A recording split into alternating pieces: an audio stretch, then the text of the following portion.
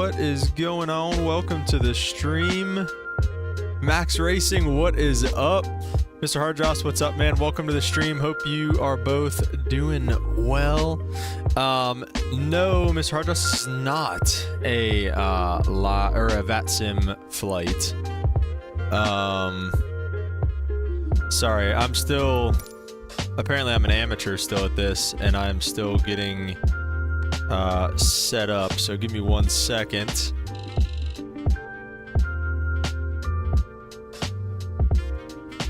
Okay, there's that.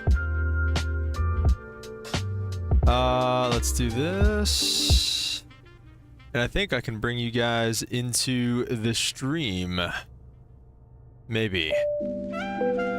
Except it's a black screen. There it is. What's up, guys? Welcome on board the beautiful Cold and Dark A321 Neo. Or no, definitely not the 321 Neo. The beautiful A321 from Fenix Simulations. We have... Let's see, I'm turn it down a little bit. We've got the Medal of Honor livery today in honor of, I don't know if it's Military Heritage Month, but just kind of military month and everything like that. And it was available for us to pick up there on the Fenix livery manager, so we went ahead with that. We're in Buffalo today, heading on down to Charlotte, North Carolina. Weather, obviously, here in Buffalo is pretty mid. I think it's marginal right now. No, technically it's VFR. So, VFR conditions here in Buffalo, more or less. And a little gusty, though. A little gusty here. And right next to, I believe, what is this, Lake Ontario? Oh, no, Lake Erie and Lake Ontario, I guess. 1 second.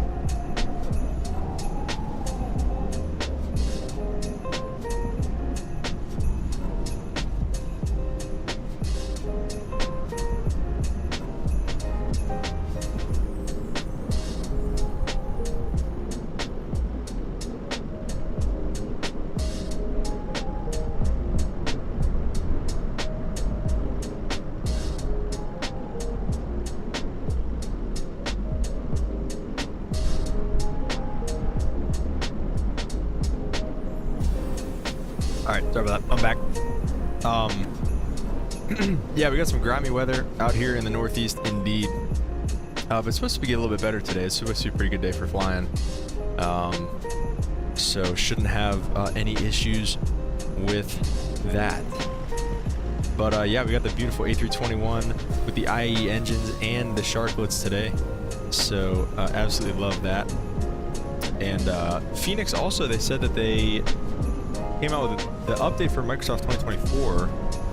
They said that is also in 2020. So we'll see how the ground handling is. We'll see how everything looks and feels. with that. So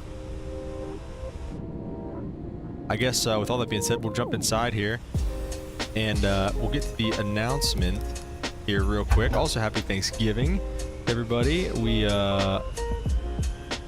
This is going down as the Thanksgiving stream. This will be the last time I'll be able to be on before Thanksgiving.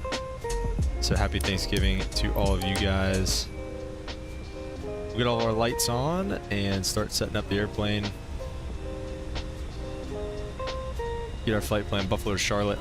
American 1476 going down there, and we will start loading via GSX boarding and refueling. We'll do that option. Boarding requested. Kind of see what it gives us here. Refueling truck is on its way.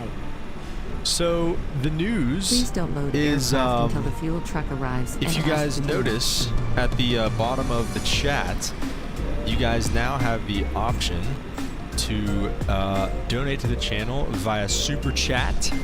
And I believe there's something about stickers. I'm not sure how the stickers work. Looks like you guys can put some stickers in there. I'll get, let's see. Let's get a little airplane sticker in the chat. There you go. So you guys can use stickers now. You have the option to super chat. Obviously, totally up to you guys. Totally optional. But yeah, I don't know. I thought it was just pretty big news for me anyway. YouTube has finally dubbed me worthy to start making some money on here. You know, being open and transparent with you guys. Obviously, anything that you guys donate, you know, does come to me, and YouTube takes a cut. But you know, it comes to me, and obviously we got the wedding coming up here, and you know, flying. I'm not getting paid very much. I'm driving a lot to pay for gas, so absolutely anything helps. Yo, Mr. Hardjaws, thank you so much, dude, for the $5 super chat, man. Really appreciate it. That is you're my first. Thank you very much, Mr. Hardjaws. That is my first money ever made on YouTube. So I guess I'm a professional now, right? Since I'm getting paid to do this. But no, thank you so much. Yeah, how else can we, let's see. Can I pin you or something? I don't know. That chat will get pinned for a certain amount of time. I don't know exactly how that works. But thank you so much, man. Really, really appreciate that. And yeah, this is obviously, I mean, all because of you guys. Like, you know, thank you so much to getting me to the point where I can start getting paid. The goal is always to spread the gospel through this, and that was my goal kind of coming in. But I mean, as you guys know, you know, just too expensive out here, man. So obviously getting to the point where streaming is relatively is making some kind of money was always the goal, and it was always the goal since I was like a kid. So very cool. Thank you so much, Mr. Hardjaws. Like I said, really appreciate you being the first one to donate to the channel. So really appreciate it, man. Love all you guys. Holden, what is up, man? Welcome to the stream. Great day so far, man. Looks like a beautiful day for flying. It's gonna be a good day. We're loading up the 321 here in Buffalo. So it said it wants me to do the fueling. Uh-oh. Oh, shoot. How about ground power?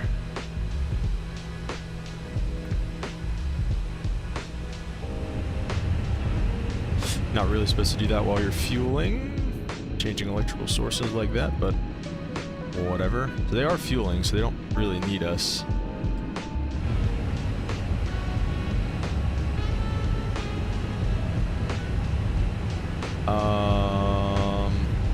Let's see what else we got going on here. So what are we planning to take with us here? Simbrief is saying it wants us to take 17.7 on the way down. So yeah, we are below that, so that's good. Okay, cool. So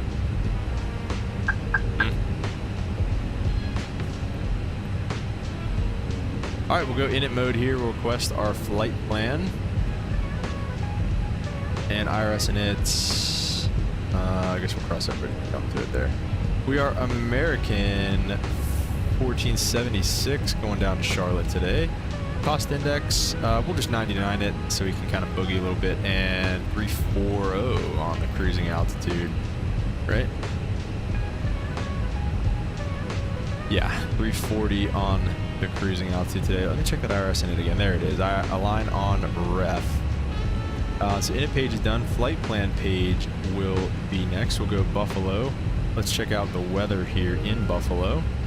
250 at 15, gusting to 26 knots. So I would say runway 23 is our best bet. Let's go to runway 23. We'll take the Buffalo 8 because that'll probably be pretty easy, I would assume. Probably just radar vectors usually with those types of SIDs. We'll take the Buffalo 8. Departure. Charlotte. Let's see the weather in Charlotte right now. 260 at 7. So kind of out of the west there. Pretty much direct cross between north-south runways. We'll just land south. So let's take 18 center. For now, and then on the Parker 4, it says it wants us on Parker 4, and we'll take it from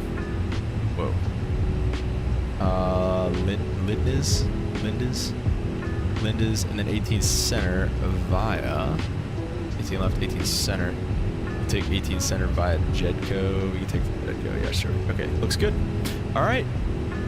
Hard drive says I want to fly so bad, but I plugged my PC, packed away all my peripherals and wires. I'm not tempted to game. Need to lock in. Dang, bro's locking himself down. But I respect the dedication, dude. I don't know if I'd be able to do that. But actually, the nice thing is whenever I gotta lock in to study for something, I actually load up the flights. So start flying around. But yeah, top altitude this is 10,000, 235 heading until 3,000. We'll set that here in a little bit. IRS is going to take 6 more minutes to align. Looks like they're done fueling, question mark. 17.6, yes. So let's go overhead. It's a little chilly here in Buffalo. We'll get the APU turned on.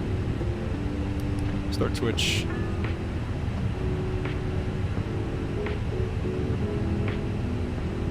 Give it a couple seconds to go to start.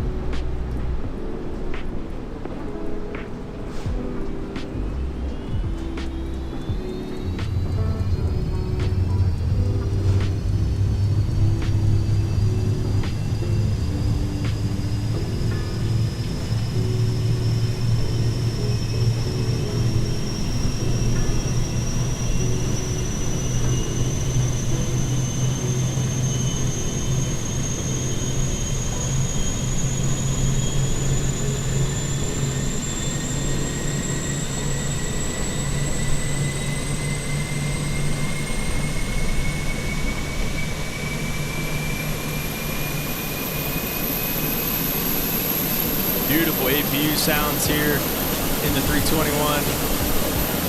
Yeah, Saquon coming in clutch, huh? That's huge, man. Good stuff. Okay, something I do want to check out, though. I tried to update my GSX. Are we actually going to have people sitting down or no? Doesn't look like it. I don't know where this option is in GSX to have, like, to show the passengers sitting down, but I just don't think it exists. Yeah, Saquon coming in clutch in fantasy. What does this want me to do here?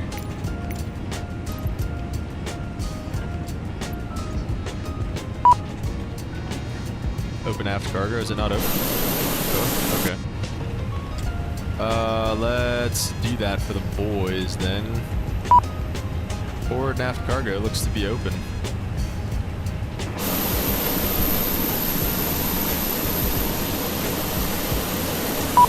There we go. Dang, look at this thing. What a roaring APU. Well said, Arjos, man. This thing is sick. Again, I don't love that they load, like, the cans. Instead of, like, the regular baggage loaders. We're not flying a FedEx 767 here. But, It is what it is. Yeah, beautiful livery here, man.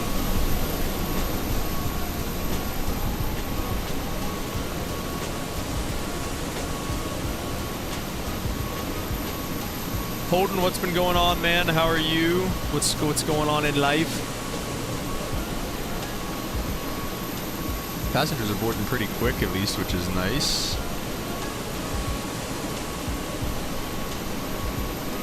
Oh, that's cool.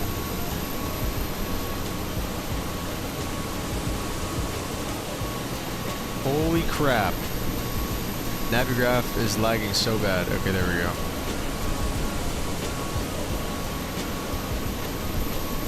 I'm not on VATSIM. I don't know. Should I be, though? Should I log on? They've got Jacksonville Center online, which is obviously south of Charlotte. So I don't know. We'll see.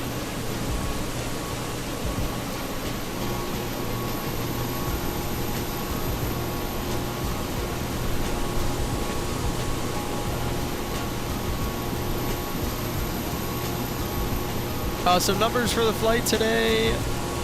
Oh shoot, I got rid of SimBrief. Let me bring it back.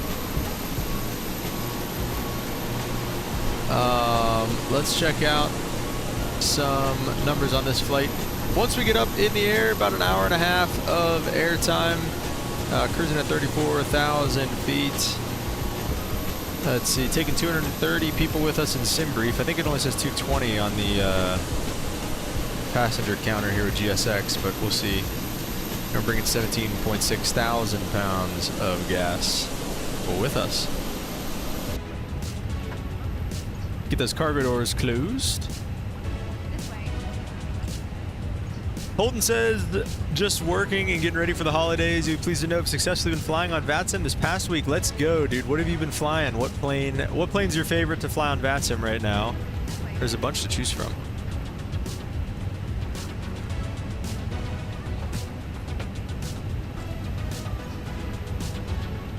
I guess we can kind of step through the flight plan here too.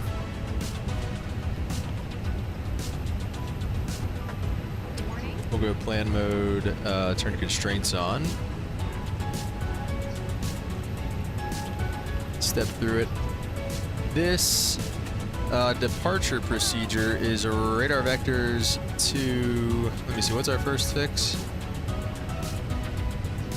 JHW VOR, the Jamestown VOR. So it'll be radar vectors to the Jamestown VOR.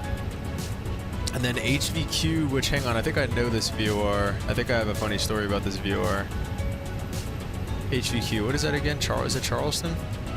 It is, it's the Charleston VOR. So I kind of have a funny story about that VOR that we'll cover here in a second. So Charleston VOR, and then right into the arrival there, Lindiz is on the arrival. And we'll probably end up just going direct JetGo and for the ILS 18 center there. But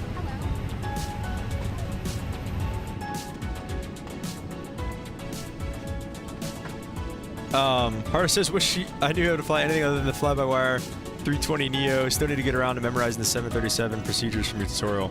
Yeah, I mean, do you have any questions on that stuff? I mean, it's, you know, the 7.3 is pretty straightforward. Why is this one so much better than this one?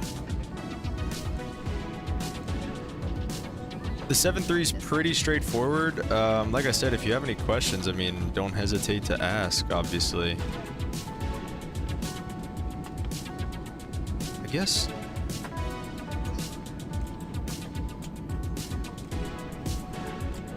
I don't know how to get this wing view right without. I don't know why does this wing view suck? This way. It's engine view. I don't know. Holden says he's an Airbus fan. I normally just fly any of the Fenix planes. Love the sharklets. I've been flying from Charlotte to Toronto. Get used to VATSIM. Okay, yeah. May I see your boarding pass? Toronto's always got ATC up. What do they do? Like an event, like what is it? Every Tuesday or Thursday? It's like Thursdays in Toronto or Tuesdays in Toronto or something like that. We should probably take advantage of that more here on the channel. I love flying in out of Toronto. I don't know why, but I've had a kick to do that lately. May I see your boarding Arda says not having trouble or struggling, just haven't made the time dedication sitting down learning fully. Yeah, that's fair. Once you get it down, it's, you know, you'll get it. It's just pretty easy. just like anything else. But yeah, holding right on. Have you guys flown the 380 yet? May I see your boarding pass?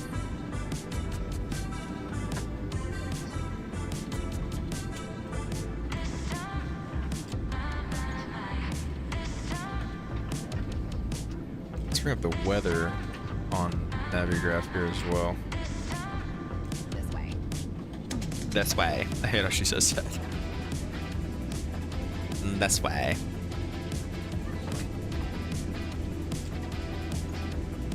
Haven't done anything but sit in it. Yeah, that's hard enough on the frames, so fair enough. It's so daunting. It's very similar to the 320s, dude. And I've said this before, if you guys have any experience in the A350, it's very similar to the A350 in terms of like the avionics and stuff, and the whatever the OIS screen or whatever that one is. Like the FMS looks very similar to A350 too, so it's very similar if you ever flown that thing. Holden says, I've noticed in the evenings I can get full ATC coverage from Charlotte to Toronto, which has been really fun. Flew 380 once. Waiting for the plane to receive some optimization updates before trying again. Yeah, that's fair. That thing's a beast, dude. It's the king for a reason. That thing is a monster. But yeah, that's cool, man. I love getting full ATC coverage. Obviously, I think a lot of us do. But my favorite... Well, I guess let me ask you first. What's your favorite? What's your favorite controller to have online, Holden? And also, we kind of got to get rolling here, so we're probably going to... GSX was loading fast, and then I feel like they slowed down.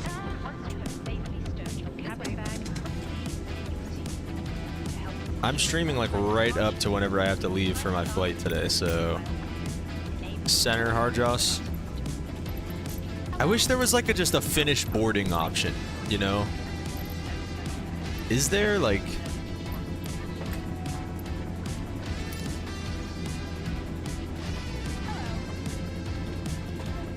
Car speed, ignore wingspan, parking connect to pushback on boarding. Sound volume, audio timing, boarding density.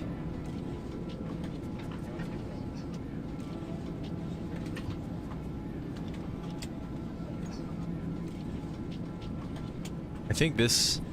Hello.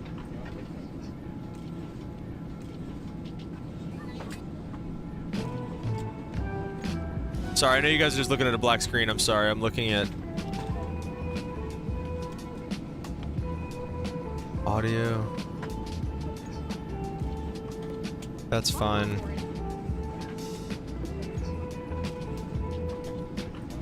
Our crew, disable GSX and cruise. Disable staircase. Okay, let's just apply and okay that, and let's just kind of see what happens here. I was really making sure I was not going to close down the freaking... I changed the passenger loaded to very dense. So we see we're just at 97. Let's see what it jumps up to next.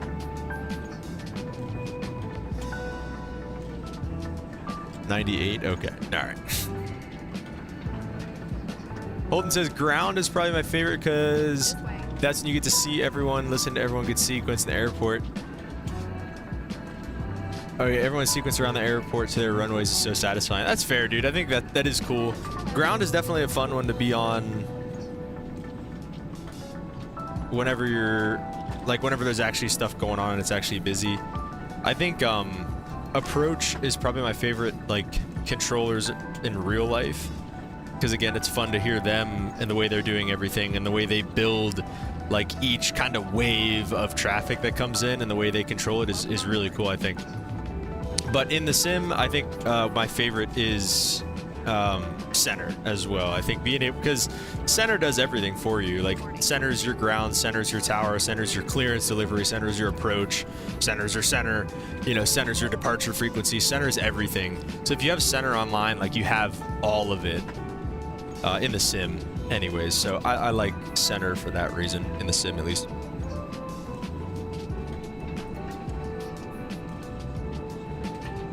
Alright, the density does not really seem to be changing. I'll give it 5 more minutes. If at 10:45 we're not like done boarding.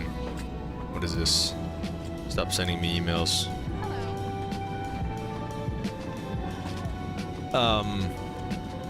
If at 10:45 we're not like done boarding fully, we're gonna get out of here.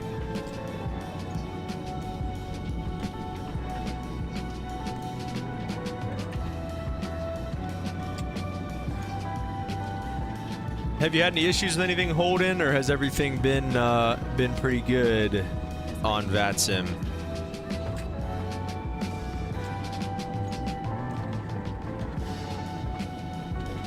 Good morning.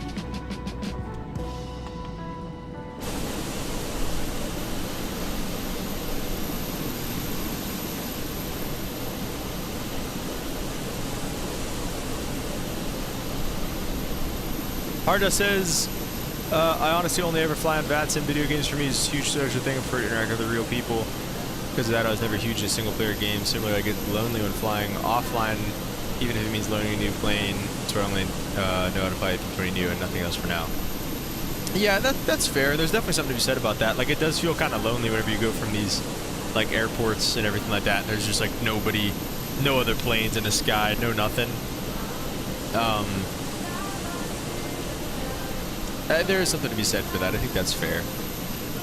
Because I feel that too. But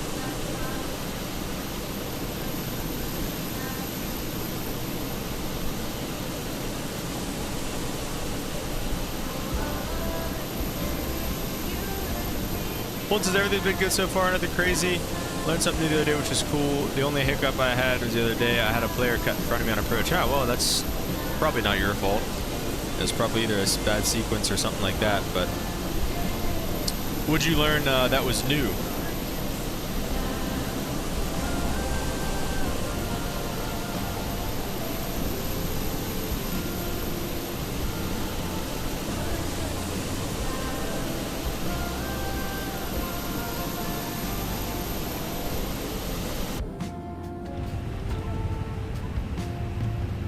This way.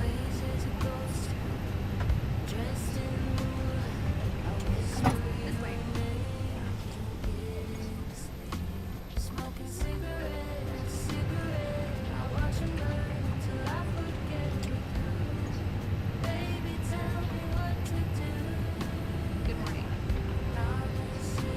Hello.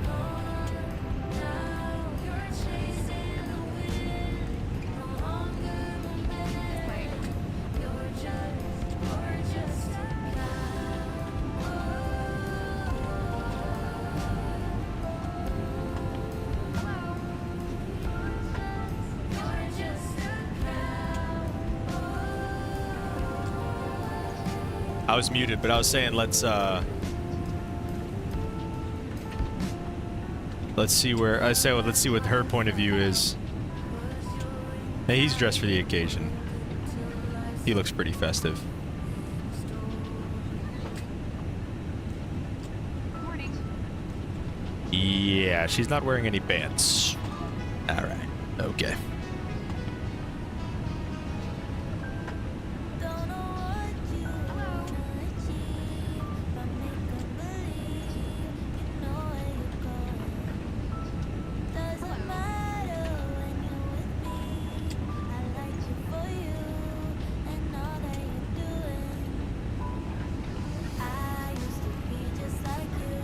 May I see your boarding pass? This way, please.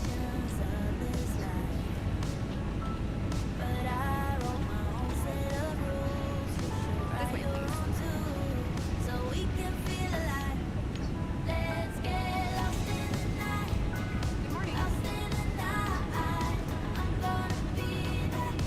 Oh, at least I missed that from Holden.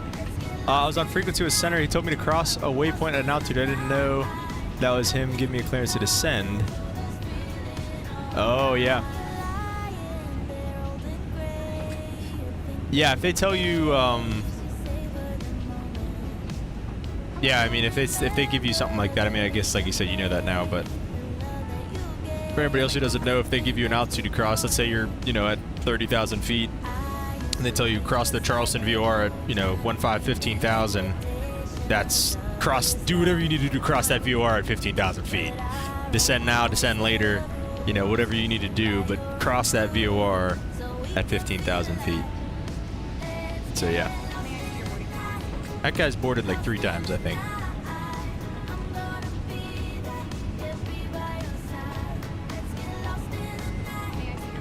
That's his 2nd time. All right, what are we at here? It's 10:45. I have a feeling we're gonna have to stop these clowns here. Can I finish it from here? 140? Yeah, we're gonna have to stop this. Okay. Okay, let me just restart Koodle. Reload no. Alright, we're just gonna do that, and then we're just gonna do this. I hope it doesn't. Let's just reset it.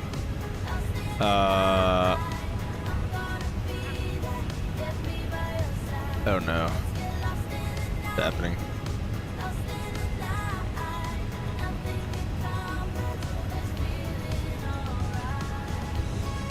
Oh, it reset everything. Okay, that's fine.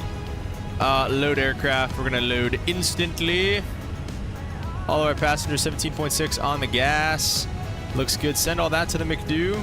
We're gonna go to the departure page. Runway 23, we're leaving from. Sync that, calculate. Send flaps 2, let's go flaps 1. I don't know why it always wants to default to that.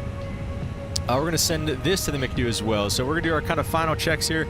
We're gonna go to the init B page. Hello. There we go. Init B page, flights, sim brief.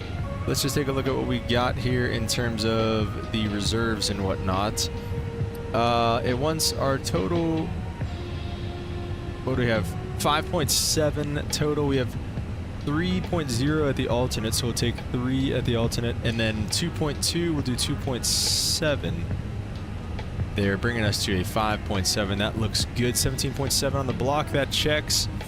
Perf. We've got 145, 150, 153 flaps. 1 up 0.4. And with all that being said, I think we are ready for pushback and departure. Flex temp 53. All this stuff looks good. Let's go overhead and get the beacon light on. No. No. Hello, Captain. We are ready for pushback. Holders also learned that when going from Unicom Tower, you're required to call tower until you're on a 5-mile final. So the guy that cut me off, I could have done a better job communicating with him in Unicom. Yeah, that's true. If that's the case, if you're on Unicom, Unicom's kind of a lawless land.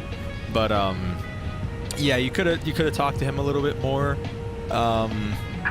Departure checks completed. Bypass. And it just pin depends, inserted. you know. Like I would probably call him. I usually call him at like a 10-mile final, just because whenever you're. It's weird when just tower's on because you know you kind of just call him for a landing clearance and then you don't talk to him again really.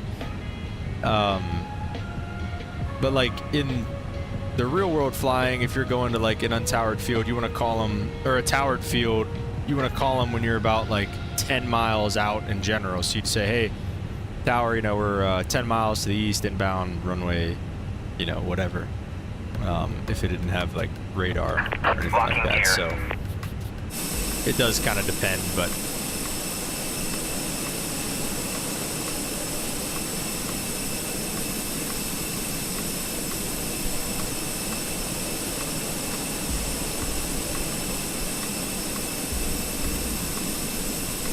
All right, guys, we're gonna go nose to the left. Release parking brakes, please. Let's do that. Let's lock this Commencing door push. here. Shut and lock this All door. engines Okay. clear. Start at will. Shut that door. Lock that door. Let's go to ignition. Let's pause the music so that we can hear these beautiful engine sounds to start up engine number 1.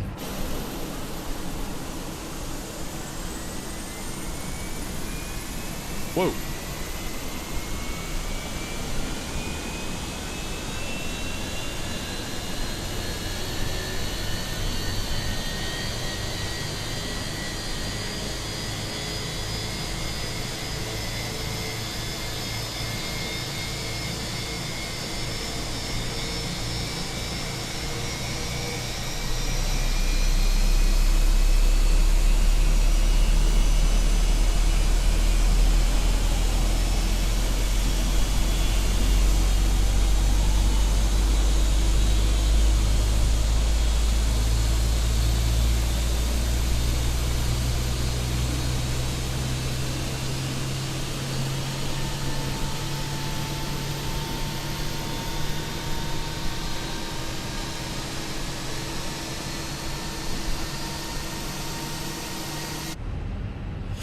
Okay, looks like we got engine number 1 avail. Let's go to engine number 2. We'll do that from the inside view this time. Listen to our lovely British lady on our American flight. Are now pointing out the exits nearest. Usable exit may be behind you. Emergency lighting will guide you to an exit. In an emergency, leave all baggage on board. Please set parking brakes. Fastened. Alright, man. Ruining. Waiting your confirmation for a good engine start. Cockpit to ground. We have a good engine start. You can disconnect. At all times. If the air supply fails, masks will drop from above you. Pull a mask towards you to start the oxygen. Put the mask over your nose and mouth and breathe normally. Hold the mask in place with the strap. Pull on each side to adjust. Put on your own mask before helping others. Alright. Sounds like a good engine Unlocking gear. start. So let's get through this real quick. I'll get back to you guys here in just one moment. We got engine number 2 avail. Let's go back to norm. Flaps 1, arm the auto brake, arm the speed brake. Auto brake to max. APU Tow can truck come disconnected. off.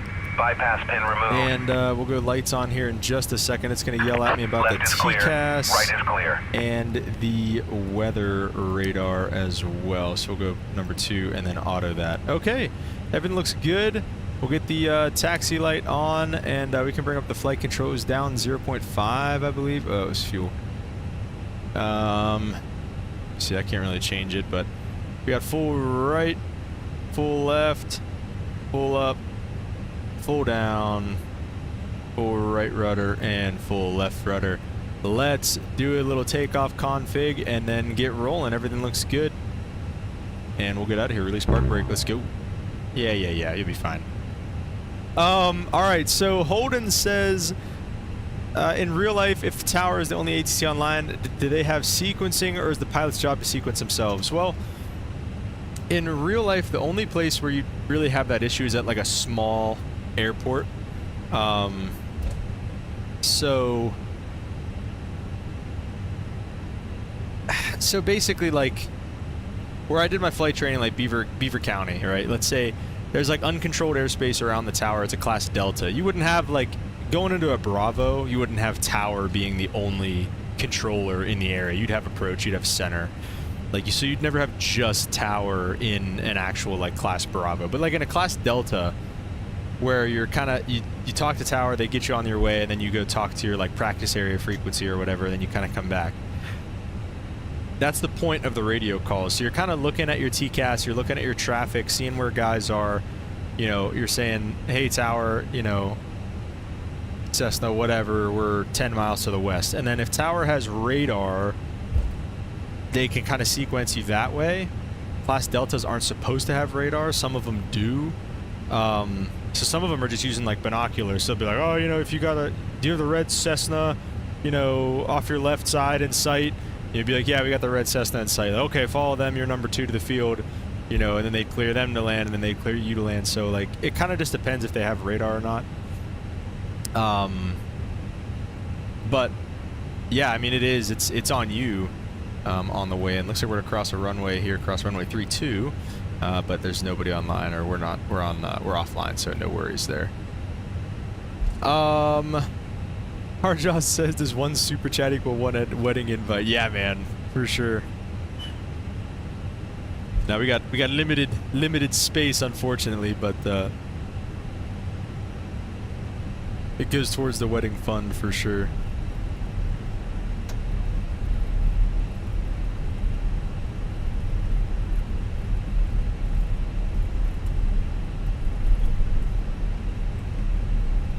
Should get on top of all this stuff pretty easily here. I don't think this stuff is very thick.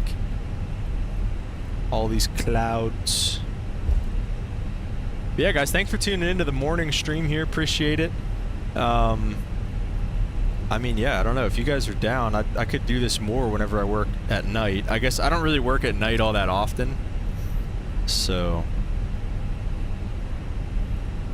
I kind of thought nobody would tune in, but I don't know. This is pretty typical viewership here, even at 10:55 in the morning. So yeah, like I said, really appreciate it, guys. Really appreciate it.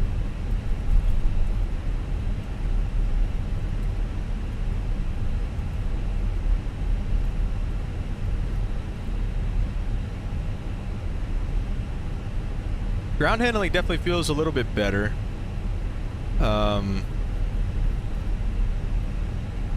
I remember the rudders kind of felt squirrely before, but they feel pretty good now. Hardjaw says, no better way to decompress after a 9 a.m. test. Yeah, well said, man. And, you know, I get my fix of flying jets for the day. You know, then I got to go fly the turboprop. I should say I get to go fly the turboprop. It's a lot of fun, but, you know, still always a little bit jealous whenever you see the jets rolling around.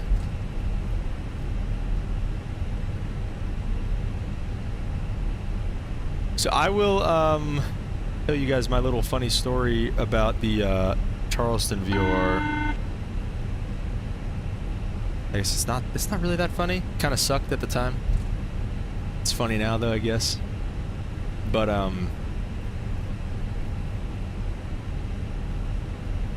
Hardjust, what does a typical night shift schedule look like?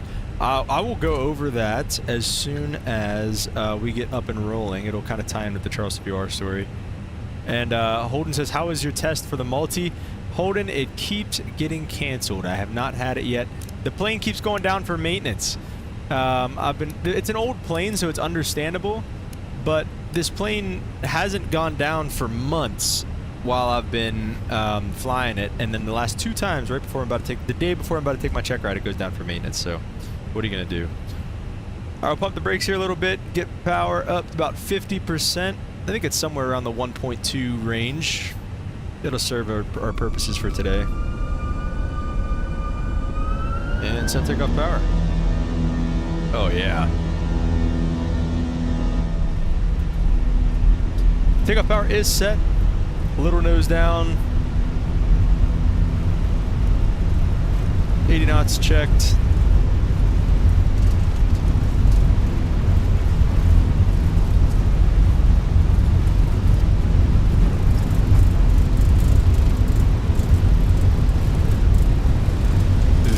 And rotate.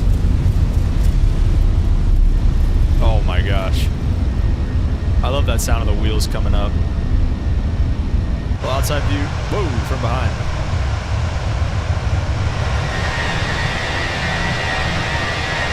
We're positive brake gears coming up. I love that pop when the gear comes up too. Pretty nice view coming out of Buffalo here. Alright, it told us to stay on this heading until 3,000 feet, so we'll just pull our heading. I think it was heading 235 or something like that, so close enough. Let's go flaps up, and we'll get the D rate here. I was in the wrong view for the D rate, but it's okay. What is this? I turned it on, I thought. We'll look at that in a second.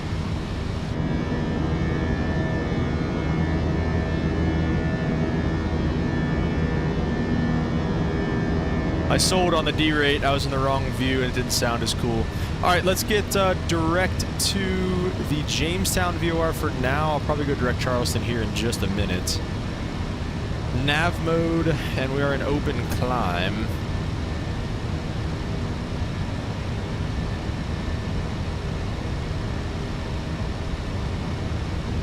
Yeah, this thing feels great though.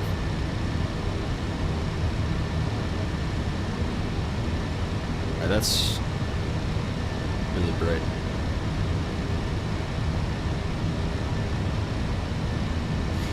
Alright, our gear's up, our flaps are up, speed brakes can come disarmed, auto brake is off, lights are fine where they're at for right now. What's the temperature outside? I don't know where it's at on here. TAT +4, SAT -5. We'll get some engine anti-ice on. Visible moisture.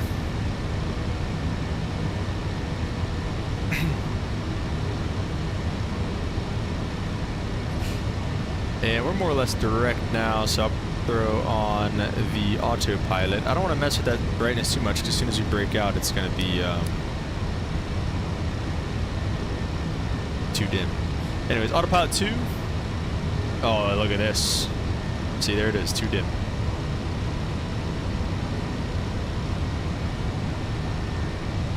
Beautiful breakout.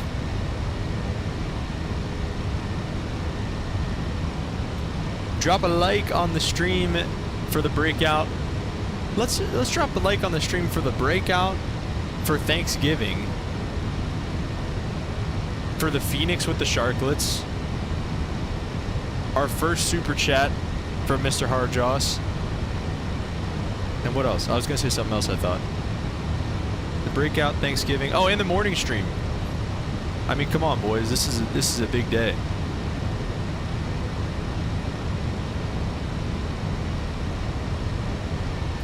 Beautiful breakout there. I don't want to stop at 10,000. It looks like we are. So let's keep the climb coming.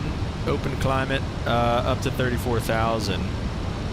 Let's... What is this yapping about? It's still crying about this.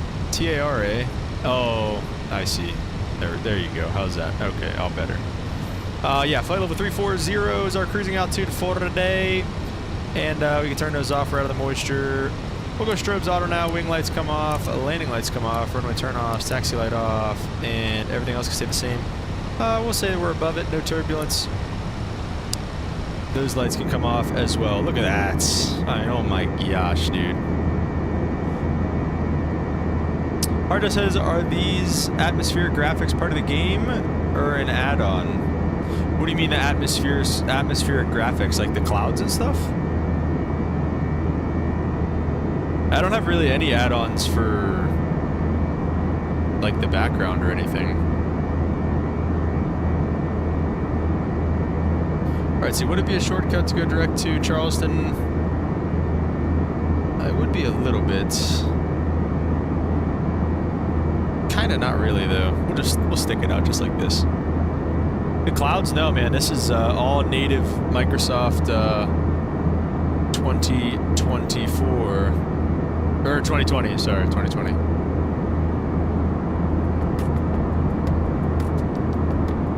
Yeah, maybe you're just doing too much night flying, Hardjoss. Yeah, check these freaking things out, man. This is sick. Okay, so a couple things. So I'll go back. I'll answer your question, Hardjoss. What is the typical night shift? Oh, and Holden also said, I'll always be watching if it's during the day, Monday through Friday. I like to have something on in the background while I'm here at work. Oh, man, respect. Thank you. Appreciate that. I really do. I really do. And like I said, to the likes, everything like that, it all helps. You know, small channel here, so it all helps, obviously. But and then, so what does a typical night shift end up looking like, Mr. Hardjoss? Holden said, you may know this already. I just found out that TA is better than DLSS. In my opinion, I switched to that. My sim looks so much better. Is that in the settings or something? I don't know too much about like graphics and stuff like that. But Mr. Hardjoss, what does a typical night shift look like? At my base, it's different at all the other bases, but our first flight goes out to Washington at 2:40, and then we have about an hour once we get to Washington. So I think we leave again. We end up leaving at like, let me see. I have the move up for right now. I have the move up for today. 2:40 and then a 5:35 departure, and then leaving for Washington again at 7:30, and then our last flight goes out from Washington at 10:15 p.m. So that's why I despise the night shift, Mr. Harjost, because we sit for an hour each time we get to Dulles, and then our last flight doesn't go out till 10:15. Okay, Holden, I'll try that out afterwards. I don't know what I have on right now, but I'll give it a shot. Thank you for that. Okay, so the story with the Charleston VOR. Let me pull up Navigraph here and see if I can kind of YOLO this.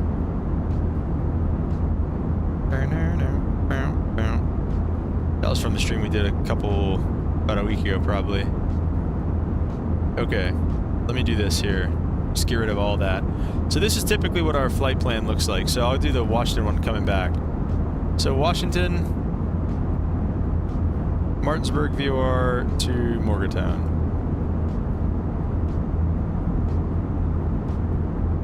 Is that all right? What? Oh wait. Okay.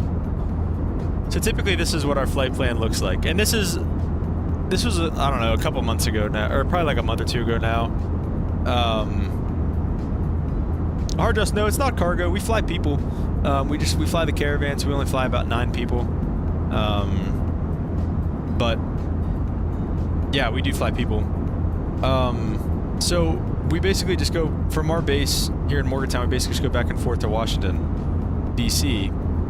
And what happened was, so this is our flight plan that we file. We always take off runway 30, and basically we never, on the way to Washington, we usually fly to the Martinsburg VOR, then come in. They either give us an arrival for the 1s if they're landing north, or headings for the 19s if they're landing south. But when we're leaving, they always just kind of get us off 30, and they kind of just keep us on that heading for a while, and they just give us direct Morgantown eventually, so that's kind of nice. But what happened this one time, we're already late. We didn't probably leave until midnight from Washington. So we're leaving at like midnight. There's storms in the way, huge squall line like all the way down here. So we took a bunch of extra fuel and took off from Washington. And the plan was gonna be, the plan was gonna be to fly to the Charleston VOR, which is like really far south. So let's see if that updates. So that was going to be the planned route. That kind of kept us south of all the weather, and we were going to go up. I mean, that is like a long flight in a caravan. That's like probably a 3-hour flight or something like that. So we had a lot of fuel. We were very heavy. Took off out of Washington, and they kind of had us on our little heading here, and we were coming out this way, and we were like, okay, we don't need to go all the way down to the Charleston VOR. Let's just, because the storm kind of broke up like right in the middle. Honestly, it was perfect. It broke up like right in the middle. We were able to kind of just punch through it. Just a little bit of rain, a little bit of turbulence, nothing crazy, nothing dangerous at all. So we kind of punched through it, and now we're like, okay, it's going to be a normal flight time, about an hour. But now we have a ridiculous amount of fuel. Probably too heavy to land anyways, but also we like to leave the morning crew with not a lot of fuel, because if you have too much fuel, then you have to start bumping passengers, which happens, because then you're too heavy. So you have to leave with like a set amount of fuel in the morning and on all flights. So if we would have landed with like 1,600 pounds of fuel, they would have been too heavy to go in the morning. So we take off all this fuel, plan this crazy long route, tell all the passengers, hey, this is going to be like a long flight. We're not going to get until probably like 2 or 3 a.m. You know, it's all of a sudden now, okay, we're going to punch through this opening in the storm and we'll be able to get you guys back way quicker. But unfortunately, we have way too much fuel to land, so we still had to hold over, like, north of the field over a fix called John B, which is on the approach going into Morgantown, for like an hour or two. So, long story short, we still ended up getting on the ground at like 1:30, 2 o'clock in the morning. Even though we punched through it, we literally did like 10 or 11 laps in the hold, and I actually have a video of it that I might be able to post. I have a video of the flight radar of our track just doing laps in this hold right up here for like 2 hours. So yeah, what a predicament indeed. But yeah, that's kind of my little funny story with the Charleston VOR.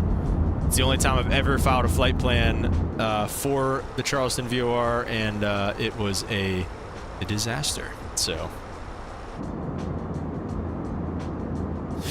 is defueling not an option? It is, but not at Morgantown. They don't have the facilities for that,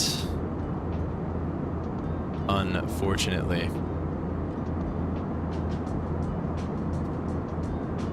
Yeah, the morning guys do not have the option to do that.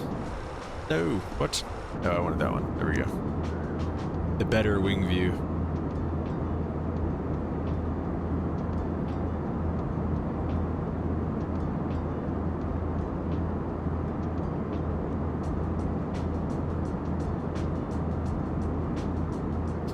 Yeah, very unfortunate. You're kind of just like, it's one of those situations where you're just like stuck between a rock and a hard place. Like, you're landing at 2 a.m. You know, it doesn't matter what you do. You're landing at 2 a.m. So it is what it is. We made it. What is this?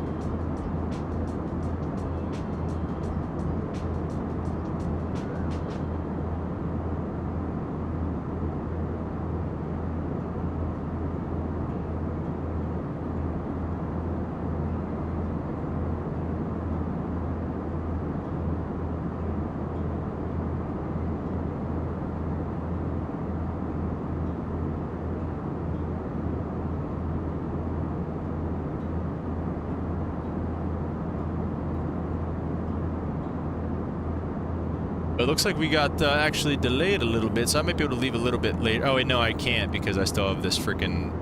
I have to do a test flight today. Hardjaw says, "I'm assuming you like the Fenix more than fly-by-wire. Can you give a general comparison, contrast the two, like the 320?" Yes, I mean, they're both good. They're both great. I mean, obviously Fenix is like. I mean, Fenix is just. I don't know. I mean, so I'm not an Airbus guy. I mean, like, I like Airbus, but obviously I don't fly Airbus. Like, I don't know all the little ins and outs. Like, we don't really ever mess with the secondary flight plan on here, even, you know, even though it's something that they do in real life on, like, every flight. But yeah, it's really not something that they do. Dang, 80 degrees in the back. All right, let's get the, let's chill. Smoking everybody out back there.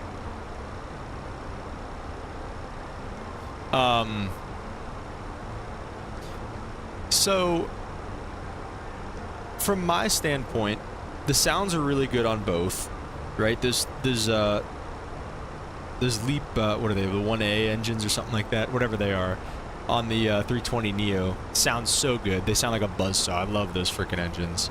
These ones sound really good. I mean, I think they actually too, I think Fenix did the CPDLC or something like that, which it's not in here. Maybe it's just in the 320 or something, but I don't know. I guess from my perspective though, it feels a little bit more like toyish, and that's not a shot at fly-by-wire. It's free and it's amazing. It's an amazing airplane for free. But the fly-by-wire just feels a little bit more toyish. Like the wing model maybe doesn't look as good. Like the avionics just look a little bit different maybe. Like I don't know. I can't really explain it, but like when you fly the Fenix, like I don't know, man, just look at that wing, like the engines, the sounds. I mean, look at this thing. Like I don't know, this feels like you're flying like a real freaking honest to goodness airplane. And like you know that like everything works exactly the way that it's supposed to. And that's not to say the fly-by-wire is bad, just like, I don't know, you'll run into little things every once in a while that aren't as good. Like, it doesn't really do RNAV approaches the right way. It's been a while since I've flown the fly-by-wire. Yeah, well said, Holden. It's more detailed. The sounds are good in both, but I agree, yeah. Yeah, you could feel the weight, though, like, I think Fenix does a really good job with that, with making it feel like it's a real airplane. Like you said, you can really feel the weight behind it. You know, we're in a 321 here. We're climbing at 1,200 feet a minute, kind of climbing like a dog, to be honest. And that's pretty, you know, realistic. So I don't know.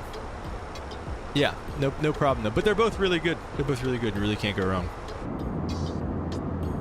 Okay, I'm sorry. I have to take a quick little break. I will be right back, probably here in like 5 minutes. Just give me 1 second. I'll be right back.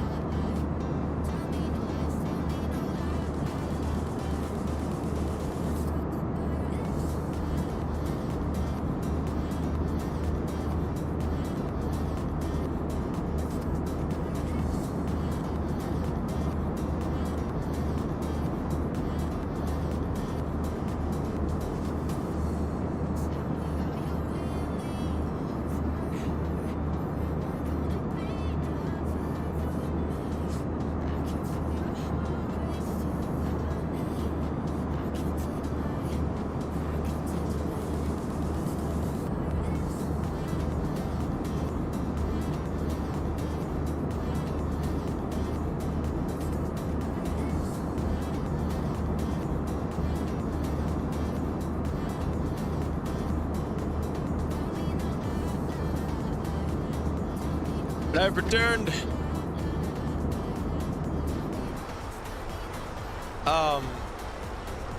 Something else I want to do, boys, is a snow stream soon. So,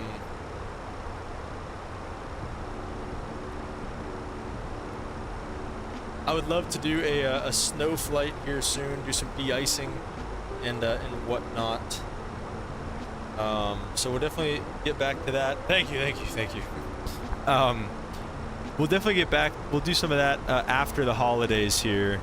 Like I said, we've got some family in and stuff, so it'll be a minute before I'm able to stream again.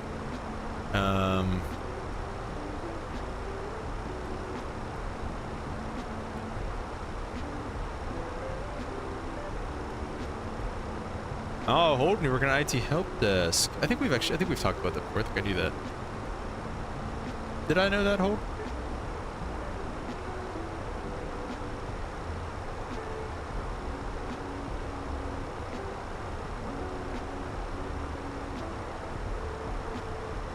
Let's see. Did Charlotte come online at all? No.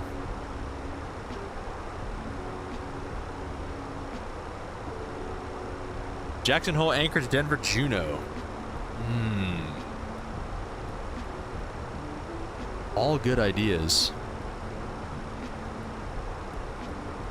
Little 320.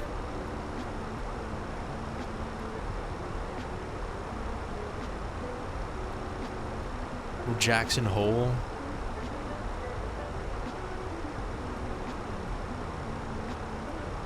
Yeah, I guess you have, Holden. It's fun. Hello? Is there a horn cutout button? Okay. It stopped anyways, but I swear there's a horn cutout button somewhere.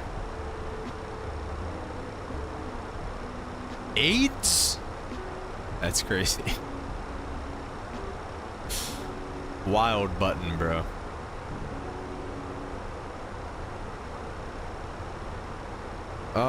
Let me see Jackson Hole. What kind of airlines fly in and out of there? Denver, 175. Dallas, we're never flying out of Dallas again. United A319. Or Salt Lake City. Where's freaking Utah at, bro? Oh, there it is. Oh, that'd be Salt Lake City to Jackson Hole would be a pretty cool flight. Again, United from Denver would be cool too. San Diego NetJets, that's kind of cool. Salt Lake City. Mike Cave and get Phoenix soon. Also excited for Wind Wing release 737 panels. Ooh, I didn't know they were doing that.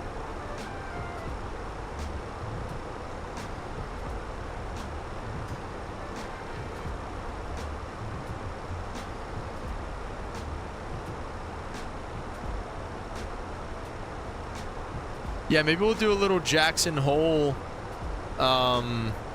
little like Salt Lake City, Jackson Hole, and then maybe down to Denver. They seem to be pretty similar flight times and stuff whenever we have some actual time one of these days. I'm thinking like early December, like probably like literally December like 2nd or 3rd will probably be the next time I stream.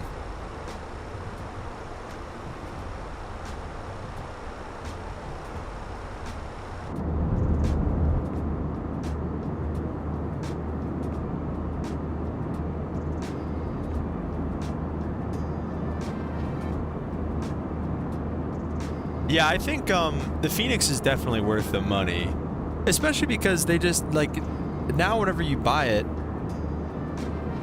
you just I think right I don't know actually how this works, but I'm pretty sure you just when you buy it you get the 320, the 321, and 319, and the IEs, the CFMs, the sharklets, the winglets. Like you get literally so much for just one purchase.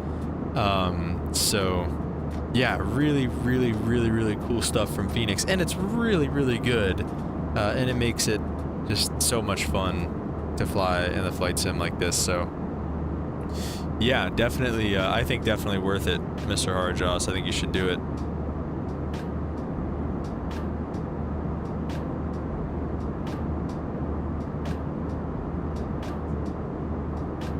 Yeah, exactly. All the libraries.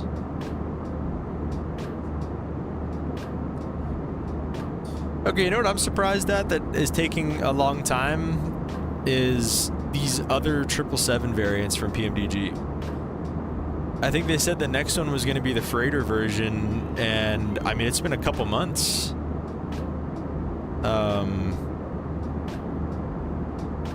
Which Mr. Harjas is so worth it. I mean, like I said, you get all that, and then think about, I don't think you have to pay for the 319, 321, do you? I thought it was a free upgrade, or free update. Expansion is 40. Oh, really? Maybe I'd paid for it twice. I didn't remember. I don't remember doing that. I don't know, man. Oh, it's an expansion pack? Okay, well, I think it's still worth it, dude. I think it's still worth it. I mean, PMDG charges $70 per one airplane, one engine type, you know? Like, that would be like PMDG charging, you know, those same prices, but then you actually get the 737, like, 700, 800, and 900, you know, and you don't even get that. So, I think it's worth it. And I think they're better than PMDG too. So, but yeah. Yeah, I think it's very worth it. But yeah, we haven't heard anything from PMDG about these other 777s that are supposed to come out. And I mean, like, I thought that it would maybe be like a month after the 777-300 dropped. Because I mean, I don't know, how hard can it be to make these other models? All the avionics and everything like that are more or less the same. So, I don't know, maybe it's different enough, but I'm looking forward to the 737 MAX from PMDG that's going to come out, but I feel like maybe they were a little bit spooked by the, what is it, the iFly MAX? Maybe they were a little spooked by that, because I've heard that thing's pretty good. Which I still want to get, but I don't know. We'll see. I think I'm going to get the iFly 737 MAX before Flight Simulator 2024. I don't know.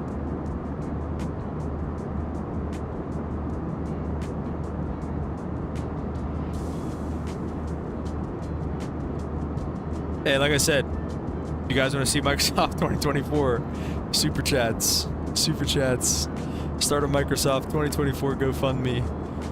No, I'm just kidding. Well, they might be able to try to figure out 2024 compatibility at the same time, so more people buy it. True, could be doing that.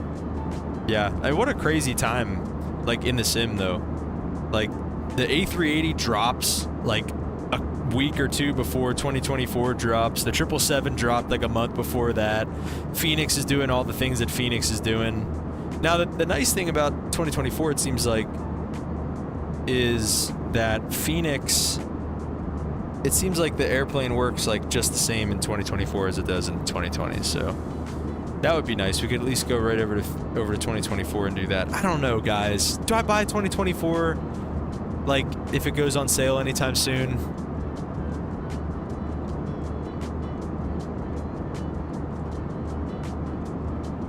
What do you guys think? Honestly, I really don't know.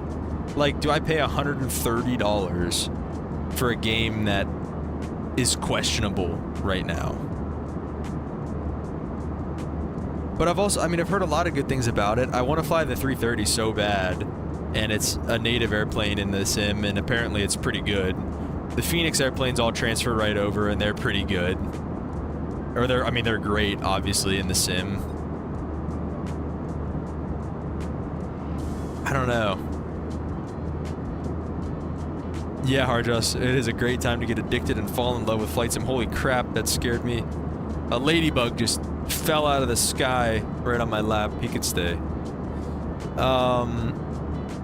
It's an awesome time to be a simmer. Little rough around the edge, just like 2020. The only way to go is up. Yeah, well said. It's not saying much, though.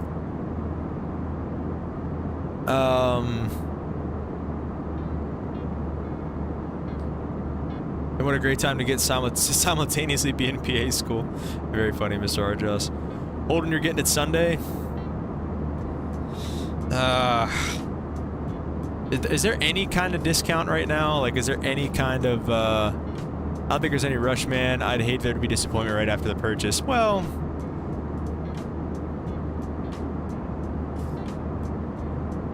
I don't know. Again, I've said it before, I hate I hate the process of switching simulators too. I despise the process of switching simulators.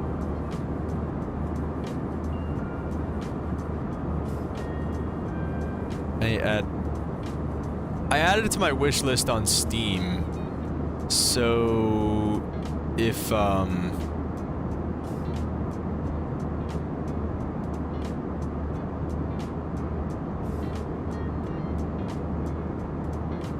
added to my wish list on Steam so that if it does go on sale, it'll let me know. I feel like that's whenever I'm gonna buy it. I feel like if it goes on sale, I'll buy it. But I don't think it's gonna go on sale anytime soon. It just dropped. Like, there's no way they're gonna do a Black Friday sale, right? I mean, there's no way. Holt says, I've heard the career mode in GA flying is cool. I think that's enough content to wait while they optimize free flight and airliners. True. True.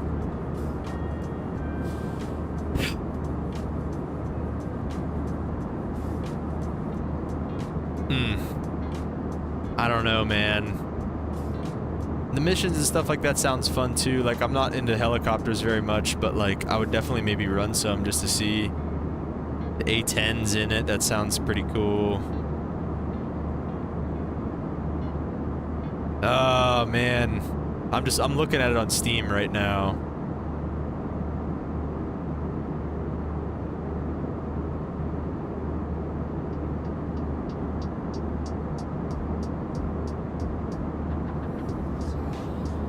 Hard Joss, have you flown like the 330 or anything yet? Like, what planes have you flown in 2024?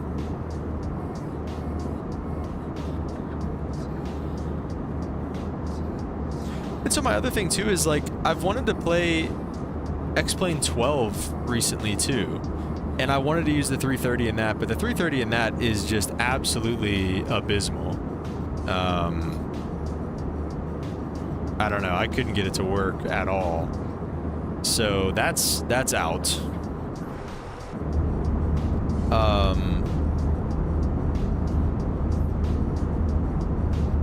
But yeah, I don't know, man. Oh, I want to get it so bad, bro. I really do. It's just so much money.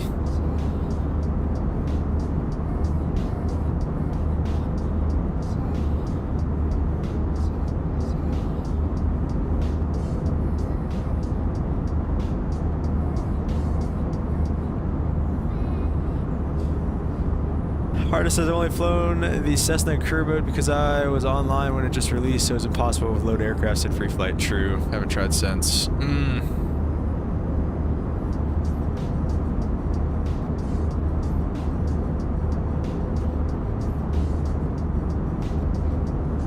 I'd be down to sit down and stream on Discord, show you what there is to currently explore. Alright. I appreciate it. I'll let you know.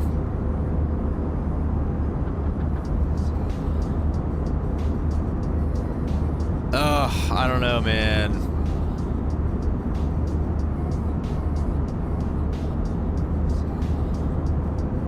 Are there the other basic models, like the 787 and all that type of stuff too? Did they all make it over? And are they any good? Let's see. Prague. Alton 350. Yeah, we'll keep it here for now because we're descending in 150 miles anyways. That's kind of surprising, honestly. I thought we were farther away than that. But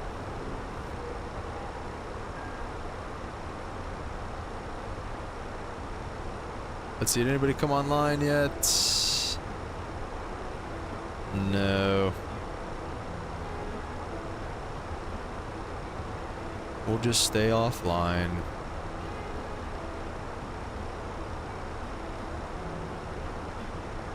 That's true, Mr. Hardjust, though. But I also, I don't know. I mean, like I said, I've been looking at YouTube videos and stuff, so I mean, I generally know what's been like good and bad, I guess. I don't know. I don't know, Jim.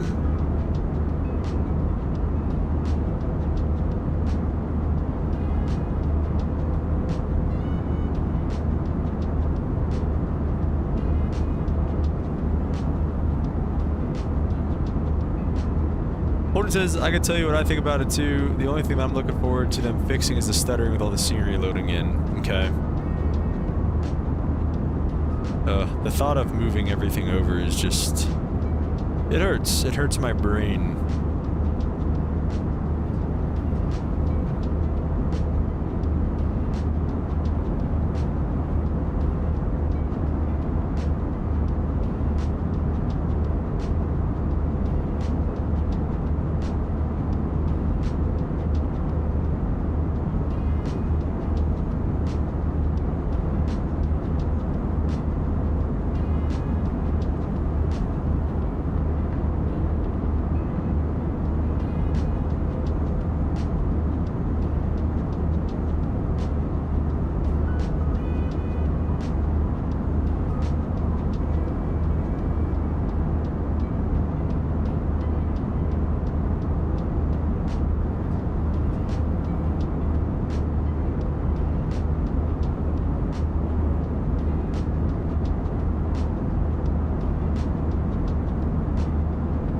Holden says once they fix that, it's going to be an awesome sim. Plus, once World Hub gets up and going with free airport sceneries. What's World Hub? I haven't heard anything about that.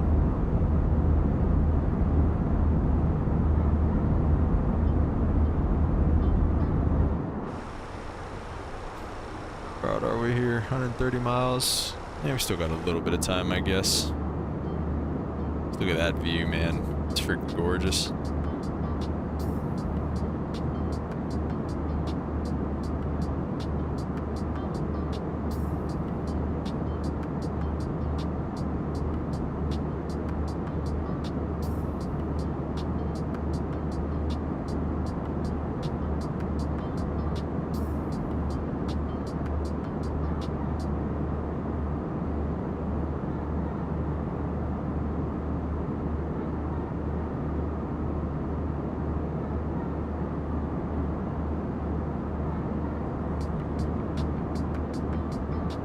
Well, said people can update a scenery, post it to World Hub. If it gets approved, it becomes a new default scenery. Oh, very cool.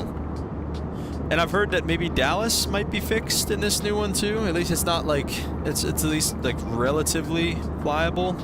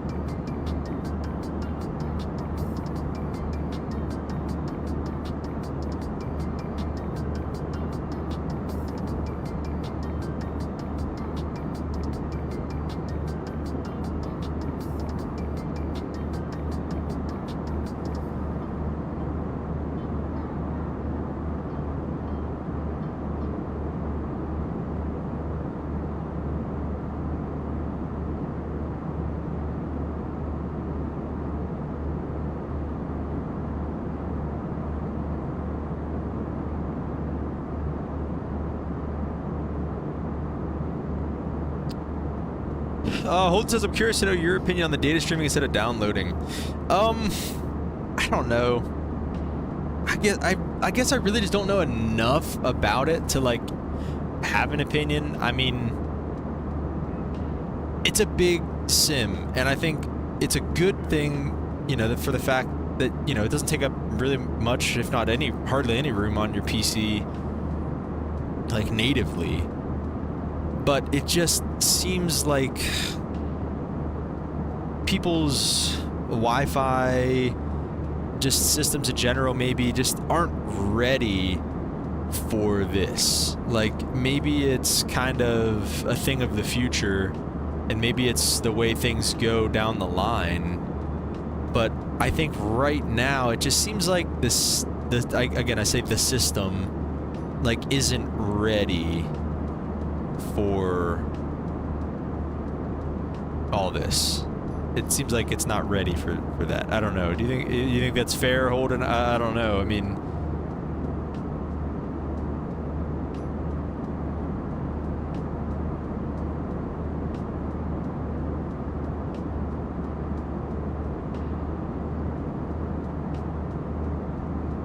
I think it's a good idea in theory, but it just seems like it isn't working right now.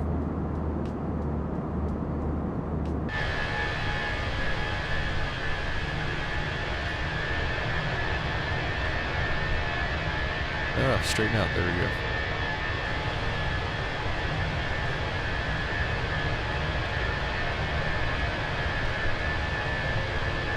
Good take. Thank you, Holden. Thank you. Or Josh, thank you.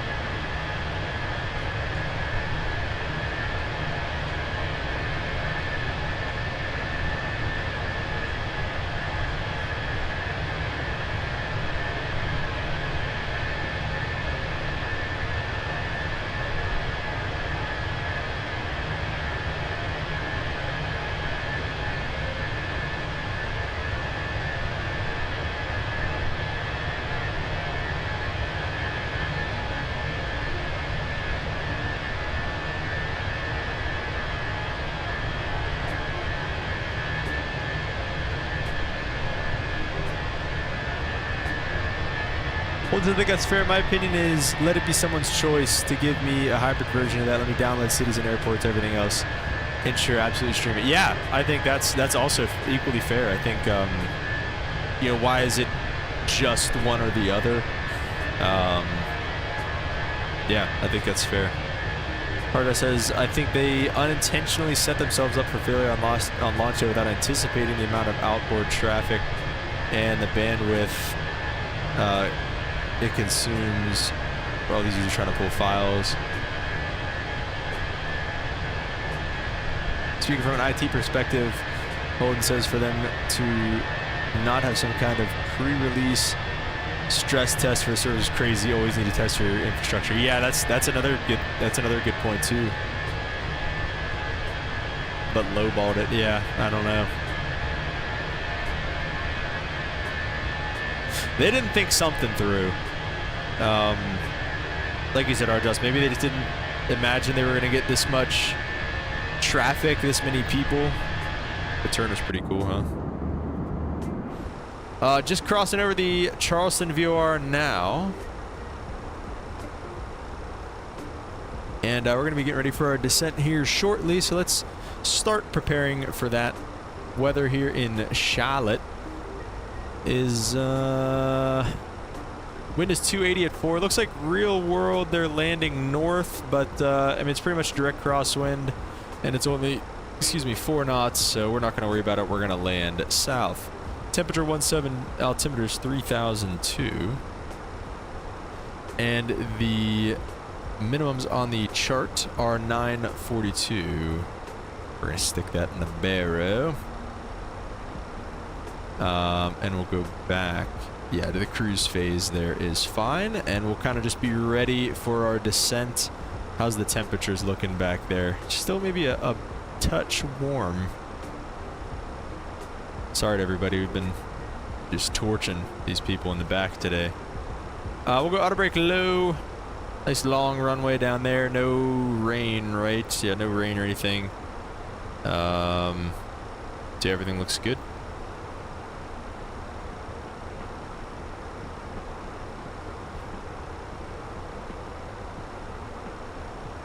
Hardjaw says, after listening to many people complain and be upset, I reminded them the following: what brand new things in life don't come with their hiccups? Yeah, very true. I mean, you never know. Game day is a lot different than practice, so to speak, you know. Ultimate Final Fantasy did the same thing in the past. Game blew up and got really popular, and then the expansion released and the servers weren't ready for it. Yeah. Every video game is buggy upon release. Every iOS update, every new semester, new professors. Yeah, well said. Well said. Look at that. Must be hitting some pretty good turbulence out there. Everybody calm down. Remain seated. I think with this turbulence going on and everybody being afraid in the back, I think it's a good time for the verse of the day. Verse of the day is 2 Corinthians chapter 5, verse 18. All this is from God, who reconciled us to himself through Christ and gave us the ministry of reconciliation. Read that again. All this is from God, who reconciled us to himself through Christ and gave us the ministry of reconciliation. That's an interesting one. It's kind of a little bit of a... I don't know. I'm interested to hear your guys' takes on this. I think this one's kind of saying, all this is from God, who reconciled us to himself through Christ. So I think that part of it is just kind of saying, hey, God, like, I guess saying God forgave us of our sins through Christ. God reconciled our relationship with him by sending his son to die on the cross for our sins forever. And again, in that sense, saving, reconciling our relationship with him. And then gave us the ministry of reconciliation. See, that's an interesting... Let me see what some of these other versions say. It's the NIV version. It's the American Standard Version say, but all things are of God, who reconciled us to himself through Christ and gave us the ministry of reconciliation. Okay.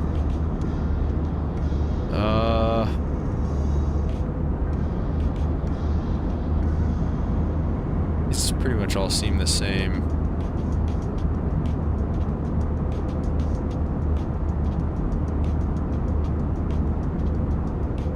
Okay, this is an interesting one from the Amplified Bible version. Never heard of this before, but it says, but these things are from God, who reconciled us to himself through Christ, and making us acceptable to him, and gave us the ministry of reconciliation, so that by our example we might bring others closer to him. Something we talk a lot about on this channel is leading by example, and you know, whether it's in the IT field, Holden, or in PA school, Hardjoss, being somebody that points others to Jesus just by the way that you're acting. You don't have to always go up to people and, be like, hi, how you doing? My name's my name's Hardjoss. Let me tell you about our Lord and Savior, Jesus Christ. You don't always have to be like that. It can just be like, man, how are you, like, staying calm right now? How are you not freaking out about this? You're like, man, my faith is in the Lord. My trust, my peace transcends understanding because it comes from the Lord. You don't have to say transcends understanding maybe, but you get the point. Like, yeah. So I think that is I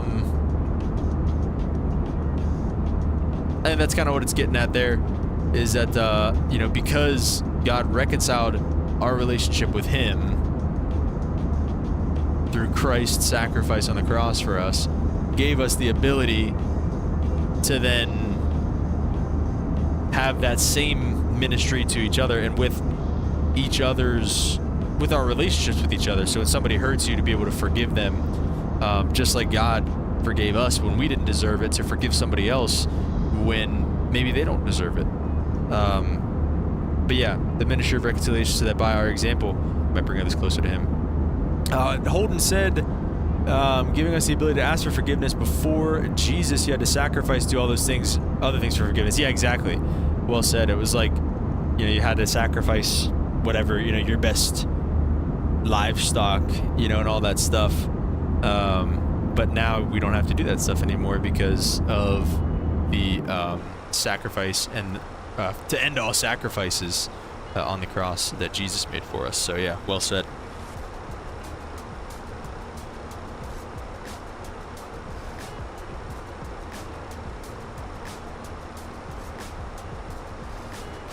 I hate that this is the only window shade. Can I pick this one up at all? No.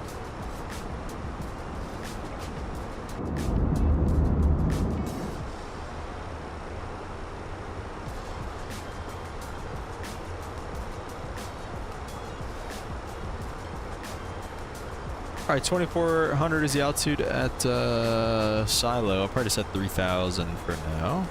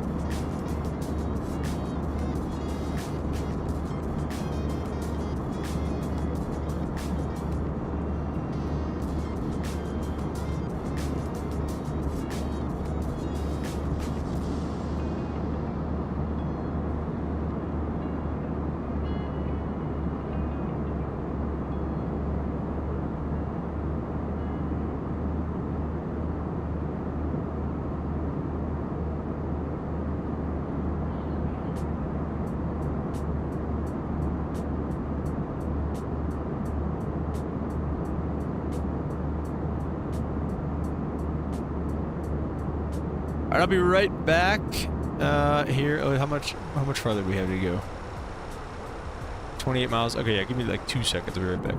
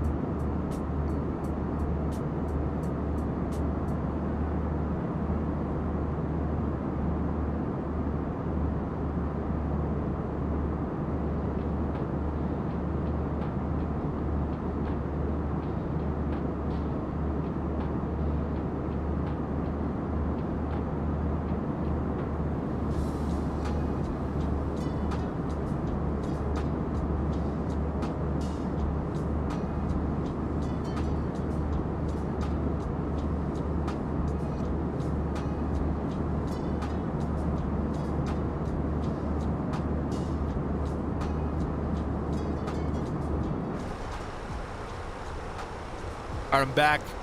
I'm heating up some food before I have to go. Are we past top of descent or no? Nope. Perfect timing here. We'll start to descend via... we're going to be on the Parker 4. I think pretty much right after Willem here. I'm probably going to go direct to... What fix was that? Jedgo, which is on its initial fix for the ILS-18 center. So I'll probably just go straight to that from there. Holden also said, I think God is what gives me my love for aviation, to be able to look down creation from the sky every day. Must be awesome. Yeah, man, I think the way I see it is like, it's okay. It's not like ungodly or I don't know. Like, you're not avoiding God's calling for you if you're into something else. Like, passions aren't a bad thing, I guess is what I'm trying to say. Like, aviation is a beautiful thing, and God needs ministers, right? People that can preach the reconciliation, you know, like we just read about. God needs those people like us, in everything. God needs people in the military. God needs people in IT. God needs people in PA school. God needs people in aviation. People at Walmart. People at Home Depot. God needs people everywhere, because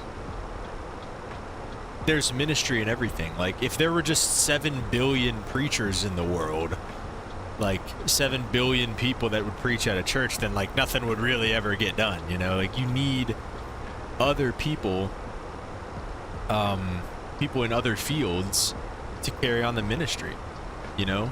People to stream flight sim, you know, and minister to them, to people there, because, you know, who else is doing it? You know, probably nobody. So, you know, there's that. Like I said, same thing with being in aviation and stuff like that. You know, how many people are sitting there trying to spread the gospel, you know, among passengers, among other pilots? Probably not a lot of people. God needs people in that field. You know, in a PA squad, how many people are there in the hospital trying to spread the gospel? Probably not, well, maybe. Probably not as many as there should be. Anyway, but yeah, same, right on. So, yeah, exactly, Holden. Well said, man. All right, so we're here at Willem, more or less. Let's get direct. It's gonna be way in here. Oh, just kidding. Jedgo. And Jedgo, yeah, Jedgo's all the way down at 3,000 pretty much. So we're just kind of gonna try and time this up. Jedgo's at, what is it at? 6,000? 8,000. Okay. So we'll go down to 8,000. And we get this vertical speed 5,200 feet a minute. It's crazy. Back this off quite a bit.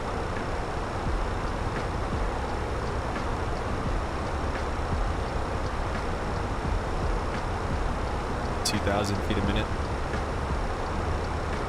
Try to level off at 8,000 like right before.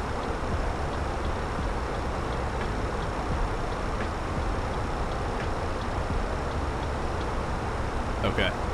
We'll get LS mode armed as well. 111.3 is set. That's checked as well. Okay. We're good. I'm gonna go grab my food.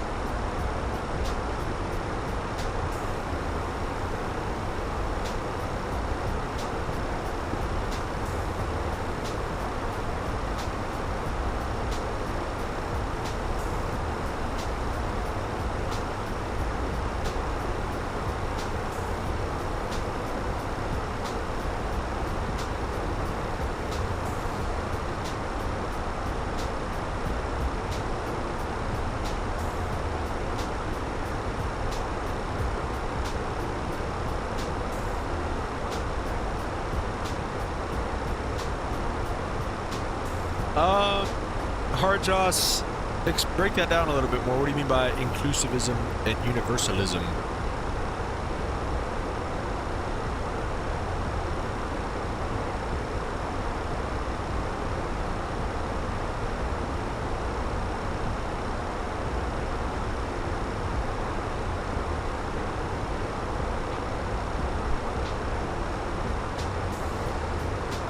Altimeter is 3001.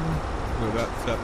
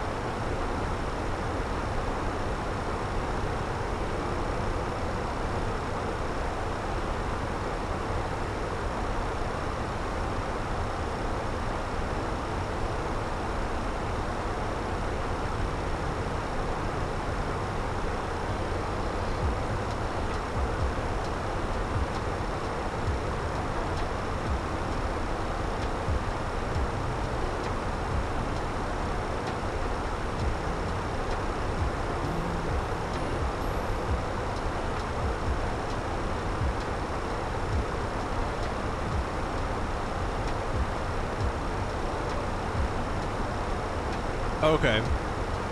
Alright, so the concept of how some believe that people who have never explicitly heard of or accepted Christ might still be saved if they respond faithfully to God's revelation in their lives. I mean, I think that's biblical. I mean, you look back at some of these guys who, I mean, were terrible people at one point. You know, you look at Saul, who was literally persecuting and murdering Christians, and then had his revelation one day and turned it around and became one of the biggest proponents of the early Christian church. Like, I think that's definitely possible. Yeah, and that's another thing too, like, you know, you say people that, where was it? People who have never heard of God or accepted Christ. You know, if you're completely, when I say completely ignorant to the word, I don't mean ignorant as in like stupid. I mean ignorant as, I guess, literally as just had never heard of it. Like you've literally just never heard somebody preach the word of God, you know, or like if a baby dies, like, you know, can you hold them accountable? Can you judge them? I don't know. I guess that in that case, it would be okay. I don't know. I would have to do more digging in on that, but like, I think God does kind of pardon the people who have like never heard of that before. And then Hard just says universalism, how some Christians believe that all people will ultimately be saved through God's grace and love, regardless of their religious affiliation. See, I don't know about that one either, though, because, you know, the Bible specifically does say that Jesus is the way, the truth, and the life, and the only way to the Father is through Him. So that's tough. You know, that's a tough spot to be in. You know, as somebody who worships something that they truly believe in,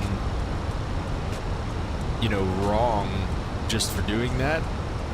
You know, I don't know, but it also definitely doesn't seem like they're right.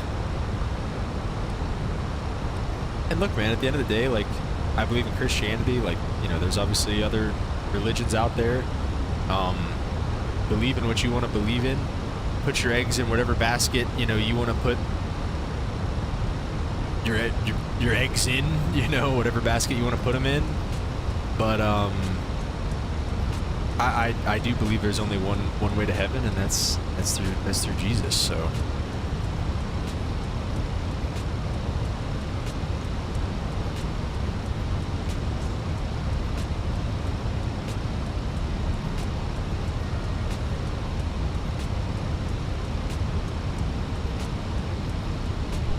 Touch, there's 8,000.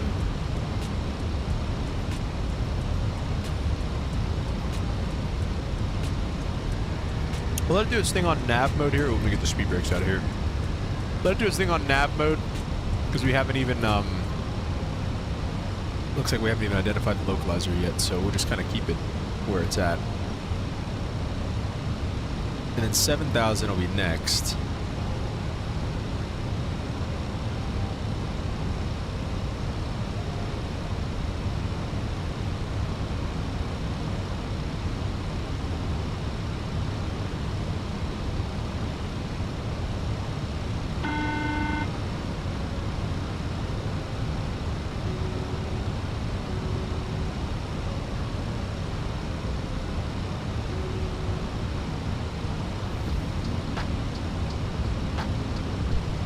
Yeah, well said, Holden. It's free will. You know, do whatever you want. Like, God created people with free will, not robots. And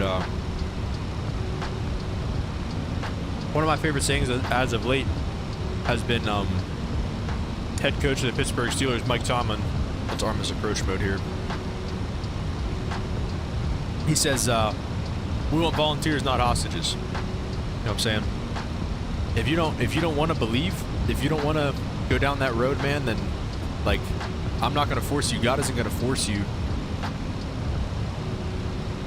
You're not a hostage in the faith. You can do whatever you want. I personally have just seen what happens when I do things my way and things that I want to do without God, and it doesn't work. So that's why I believe. But you guys, you know, figure it out for yourselves, man. You know, it's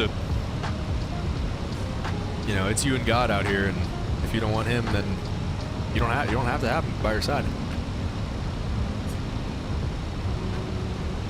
All right, it's gonna start trying to drop the speed down since it's armed approach mode. So we'll bug it back, but only about like 200 maybe.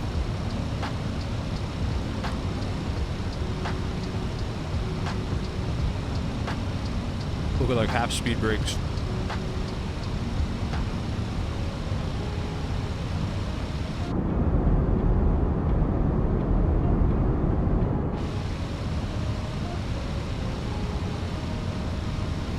Let's say they just give us like a descend and maintain 3,000.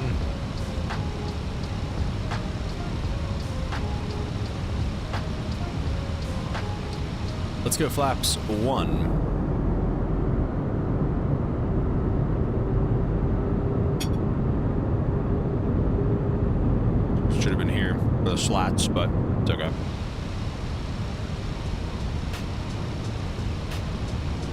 A little more speed brake.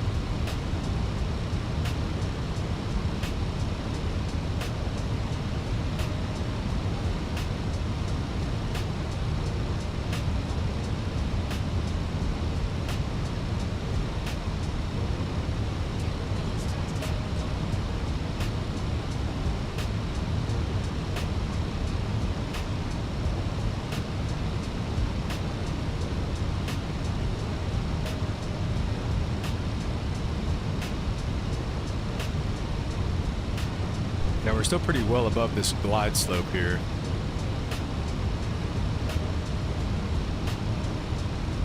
.190 knots. Try to get flaps 2 like as soon as we can.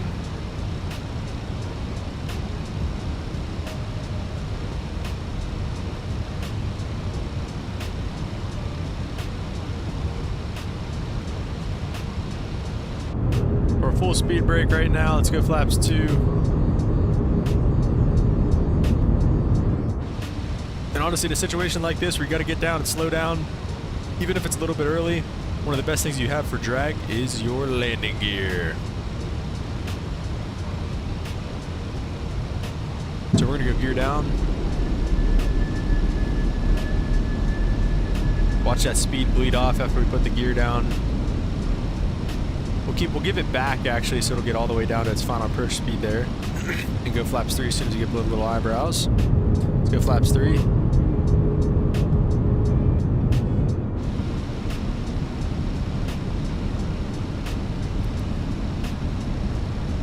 Wants us to retract the speed brake lever. Glide slope's captured, so that's nice. We'll go flaps full now. And miss approach is 3,000, so we'll just leave that set. We will arm our speed brake. Give the cabin the ding dong. Hard jaws, what's the fastest you can go with the gear down in the 321? Let's see. The fastest speed you can go with the gear down is 280 knots. That's the fastest you can be with it flying or down. That's the fastest you can fly with the gear down. So like right now, gear down 3 green, we can go up to 280 knots. The speed at which you can put the gear down is 250 knots, and then the fastest you can be when you're putting the gear up is 220 knots. So that's kind of how that works. Okay. That being said, let's pause the music. Let's pull up the taxi chart so we know where we're going. It's going to be a left exit off runway 18 center. And let's get some landing rates in the chat. How do you think we're going to do here? First landing in the 321 in a while. First landing in the 321 with the sharklets. 1,000. Let me know how you think we're going to do. Landing memo is no blue. We are clear to land runway 18 center. Let's do it.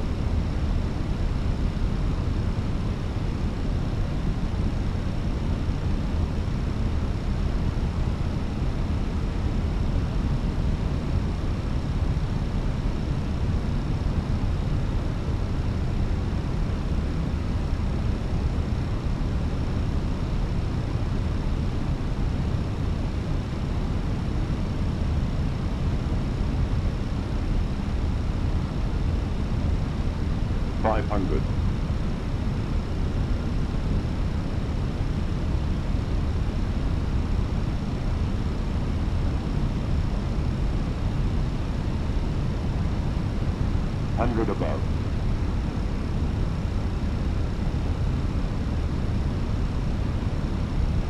Minimum 200. Oh my. 100. 50, 40, 30, 20. Retard. Oh, Retard. baby. Oh, I think we bounced. Oh, we bounced it for sure. Holy smokes, we bounced it. Oh my gosh. Retard. Okay. Retard. So that was trash.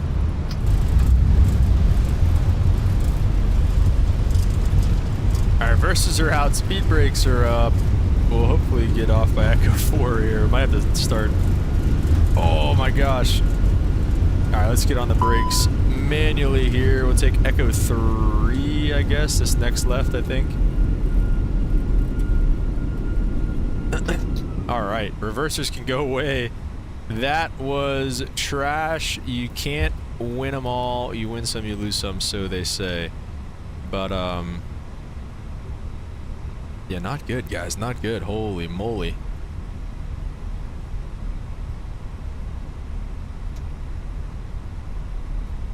The crosswinds are always tough in these things. The logic is always a little goofy, I feel like. I feel like it's not always super realistic, but it is what it is. What are you gonna do?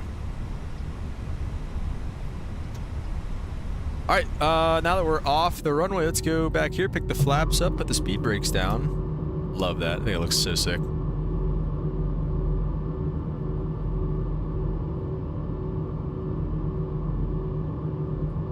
Ladies and gentlemen, the cabin crew will shortly be leaving their seats to perform safety-related duties. However, we ask that you remain seated until the fasten... Whoa. Everybody, welcome to Charlotte.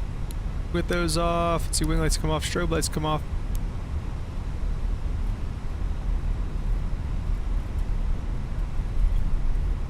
Really, you'd want to keep them on, crossing an active runway, but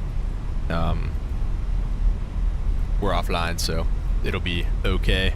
I don't think anybody's gonna hit us.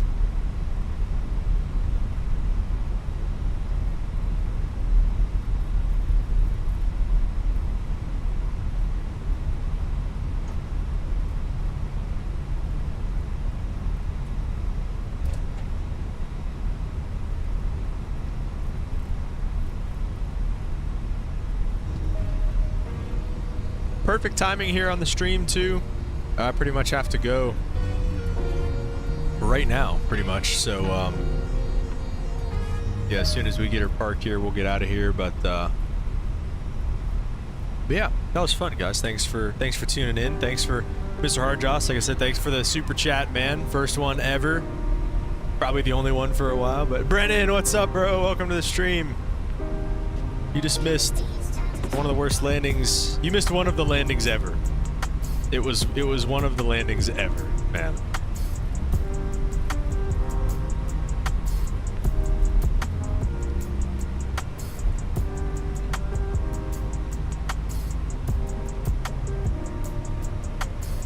Let's see, should I go in here? No, wait one more.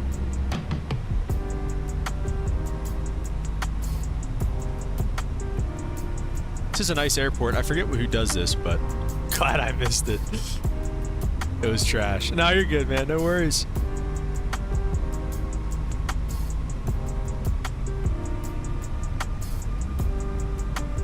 The big news today, Brennan, was of course the Thanksgiving stream, but also YouTube has dubbed me worthy to making money now and monetizing videos and stuff like that. So I don't think actually I can like monetize like normal. Like I don't think there's any ads in the stream or anything. Like I don't think there can be yet. I think I have to have like 1,000 subscribers for that or something.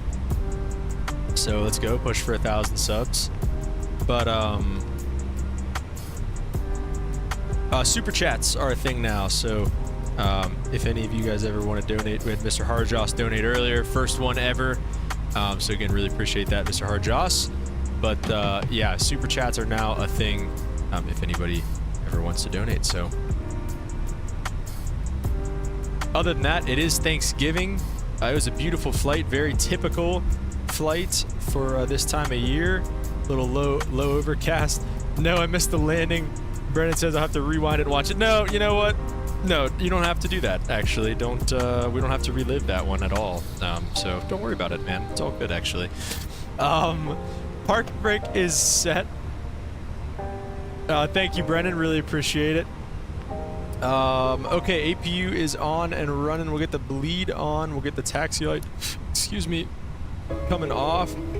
Engines to cut off. The beautiful Medal of Honor library here in the A321. That sounds kind of funny. Dang, look at that thing. Honestly, I low-key love this view that we were at here when we started. That is a great view right there.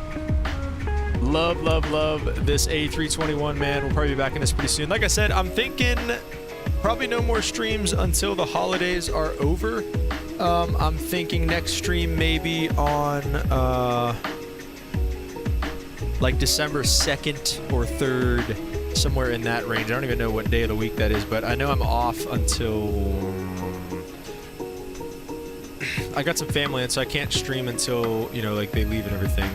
I don't work again until the 4th, so I can probably stream the 2nd and 3rd are on a Monday. I could probably stream on probably both of those days, to be honest. So be looking out for that here as we kick off December. Like I said, though, guys, have a very happy Thanksgiving. Thanks again to Mr. Hardjoss for being for making me a professional streamer today, making some money today for the first time ever. So really appreciate that. Holden, I saw that Romans 2:12 through 16. Go check that out if you guys haven't yet. So again, really appreciate all you guys tuning in. Love all you guys. You know, wouldn't be able to do this without you guys. Obviously, it sucks sitting here talking to myself. So yeah, man, right back at you guys. God bless, and we will catch you guys next time. Peace.